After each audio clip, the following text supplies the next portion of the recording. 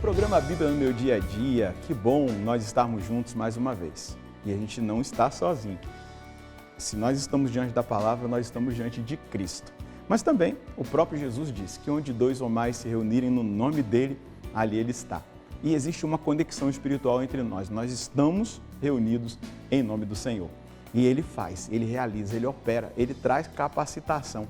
Ele faz com que essa palavra caia no nosso coração e produza frutos. Porque eu acredito que o seu coração e o meu são terra boa, onde a palavra produz frutos. Vamos pedir o Espírito Santo para que ele nos ajude hoje no nosso estudo bíblico. Em nome do Pai, do Filho e do Espírito Santo. Amém.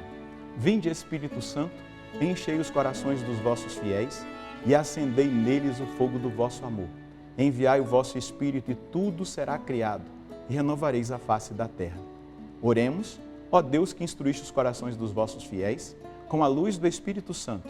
Fazei que apreciemos retamente todas as coisas segundo o mesmo Espírito e gozemos sempre da sua consolação, por Cristo Senhor nosso. Amém. Vamos para mais um capítulo do livro dos Números. Pega a sua Bíblia, também o seu caderno para anotar, para que a gente possa fazer essa dinâmica que o Padre Jonas nos ensinou no livro A Bíblia no meu dia a dia. Então, Números, capítulo 19, versículos de 1 a 10. Números, capítulo 19, versículos de 1 a 10. Vamos ler o texto juntos e depois meditá-lo. O Senhor falou a Moisés e a Arão: esta é uma disposição da lei que o Senhor prescreve. Dize aos israelitas que providenciem uma vaca vermelha sem defeito algum, e na qual nunca foi posta a canga. Entregareis a vaca ao sacerdote Eleazar, que mandará levá-la para fora do acampamento, para ser imolada em sua presença. Tomando um pouco do sangue com o dedo, o sacerdote Eleazar o aspergirá 7 vezes na direção da entrada da tenda do encontro. Em seguida, a vaca será queimada em sua presença. Serão queimados o couro, a carne, o sangue e os excrementos. Então o sacerdote tomará madeira de cedro, isopo e púrpura e os lançará no meio da fogueira em que arde a vaca.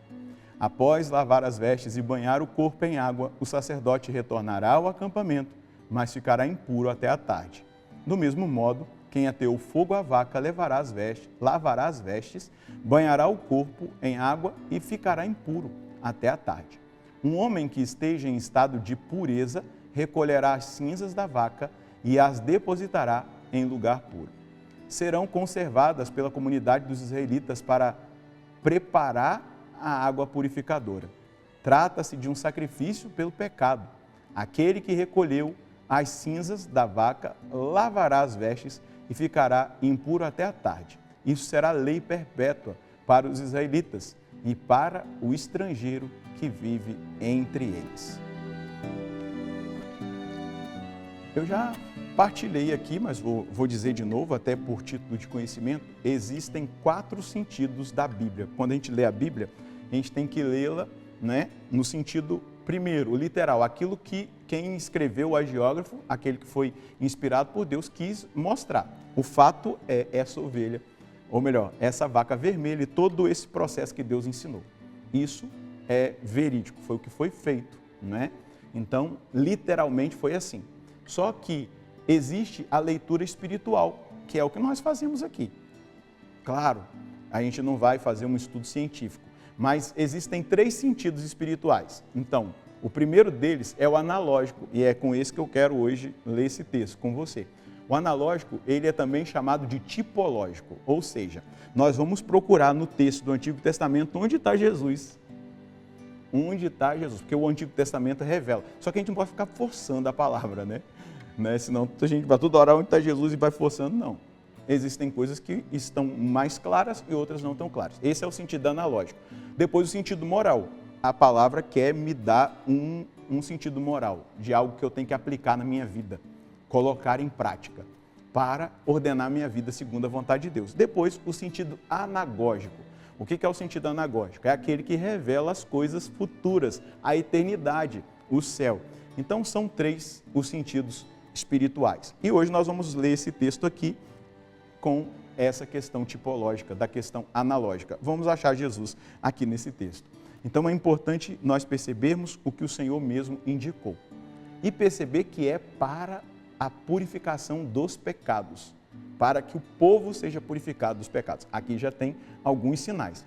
A ovelha é vermelha. Que cor que é o sangue? Vermelho. Então vamos lá, já tem aqui elementos. Depois, ela é sacrificada fora do acampamento. Mais um elemento, Jesus foi crucificado fora da cidade de Jerusalém, naquele tempo. Hoje, o Calvário é dentro da cidade, mas no dia que Jesus foi crucificado, era fora do acampamento. E aí a gente vai ver também que Jesus é o fundamento da nossa purificação. A gente vai ver, o pessoal fica impuro, fica puro, fica impuro, fica puro, vai falar da água da purificação. Então aqui nós estamos vendo um sentido que precisa ser colocado muito diante dos nossos olhos. Essa ovelha vermelha, essa novilha vermelha, ela é a figura do Cristo. É a figura do Cristo. Aqui quem vai dizer é Santo Irineu, o grande Irineu de Lyon. Ele vai dizer assim, sem pecado, fora do acampamento, oferecido por todos. Aquela novilha vermelha, ela estava sendo oferecida em sacrifício por todos, daquelas tribos representadas ali, aquele povo de Deus. Suas cinzas santificam o povo, como seu sangue purifica as consciências. O grande Irineu faz a leitura analógica desse texto. Então, nós também podemos fazer. Aqui, nós precisamos perceber isso. É importante que nós tenhamos consciência que Deus quer nos purificar, purificar a nossa consciência, purificar os nossos sentidos, purificar as nossas emoções, purificar as nossas memórias, purificar o nosso inconsciente, o nosso subconsciente, os nossos sentimentos, o nosso coração, a nossa afetividade, a nossa sexualidade, a pureza. É claro, aí o sacrifício de Cristo, que é a partir dele que surgem os sacramentos, nos leva ao lugar da purificação, da água purificadora. Os santos padres vão dizer que existem duas águas que purificam o ser humano, a água do batismo e a lágrima da confissão. Então, aqui eu quero mostrar que o lugar da purificação da nossa alma é o confessionário, é a confissão. E quem perdoa o nosso pecado é o próprio Jesus. E como que o nosso pecado é perdoado? Pela expiação. Jesus expiou os nossos pecados derramando o sangue dele. Ele pagou o preço do nosso resgate, isso se chama redenção. Quando você ouvir a palavra redenção, redenção é Jesus pagou o preço do nosso resgate. Expiação, ele purificou os nossos pecados. Justificação, ele nos devolveu a justiça original, aquilo que foi perdido lá no paraíso. Mas nós só podemos estar justificados nele e somos justificados pela fé. Nós acreditamos no sacrifício de Jesus. Então, aqui nós temos elementos para nós meditarmos o dia inteiro, de perceber esses sinais do amor de Deus. De tal modo, Deus amou o mundo que enviou o seu Filho unigênito para que todo aquele que nele crê não pereça, mas tenha vida eterna. Então, toda essa simbologia, esse simbolismo, essa analogia que nós fazemos dessa realidade que é apresentada a Moisés, que aconteceu concretamente, mas que está falando de algo no futuro, é algo presente que revela algo no futuro, fala da nossa redenção. Desse Deus que amou tanto o mundo, que enviou o seu Filho unigênito, para que todo aquele que nele crê, a justificação vem pela fé, todo aquele que nele crê não pereça, mas tenha a vida eterna. E é exatamente isso que Jesus veio trazer para nós, a vida eterna. E para isso, ele nos deu os sacramentos, batismo, que é a porta da fé, depois a primeira comunhão, a confissão, o sacramento da penitência, e cada um dos sacramentos, eles têm objetivo, a nossa santificação, a nossa purificação em Cristo Jesus. Ele quer nos santificar, e a forma que ele achou para nos santificar foi derramando gota por gota do seu sangue redentor para a nossa santificação. E é muito importante que eu e você, atentos a isso, nós nos exponhamos a Deus e digamos: Deus, obrigado por aquilo que o Senhor fez por mim. E eu quero corresponder a um amor tão grande. O grande Francisco de Assis, São João Paulo II dizia, o mundo tem saudade de Francisco. Francisco de Assis gritava pelos montes ali daquela região de Assis: o amor não é amado. Então, diante de tanto amor, nós devemos amar de volta. Amor como amor se paga.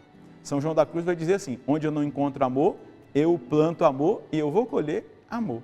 E é exatamente isso que Deus faz conosco. Ele vai plantando o amor no nosso coração. E hoje esse texto meditado é um grito de amor. Eu salvei vocês, eu expiei o pecado de vocês, eu paguei o preço do resgate, foi o meu sangue derramado na cruz. Então é hora de nós correspondermos a esse amor amando de volta. A mensagem é essa: o amor de Deus foi revelado em sua plenitude no sacrifício de Jesus na cruz. Este sacrifício trouxe para nós a salvação, pagou o nosso resgate e expiou os nossos pecados.